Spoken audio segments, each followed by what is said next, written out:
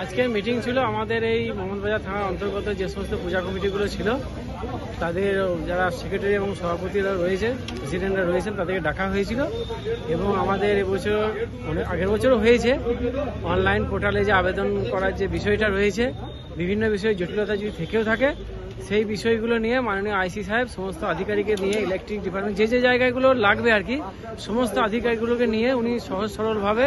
একদম প্রজেক্টরের মাধ্যমে সকলকে বুঝিয়ে দিলেন কিভাবে এটা অ্যাপ্লাই করতে হবে। তাতেও যদি কোনো সমস্যার সমাধান হয় আমাদের পূজা কমিটির যে গ্রুপ রয়েছে সেই গ্রুপে উনি সবার সঙ্গে যোগাযোগ করতে বলেন এবং যে কোনো সমস্যার সমাধানের ক্ষেত্রে ওনারা প্রশাসনিকভাবে আমাদের পাশে থাকবেন এটা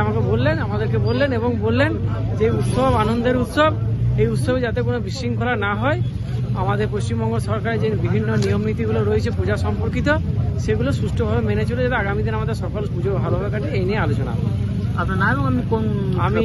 আমার নাম শান্তিগোপাল ব্যানার্জি, আমি দেউচা বাহাদুরগঞ্জ পালপাড়া পূজা কমিটির সদস্য।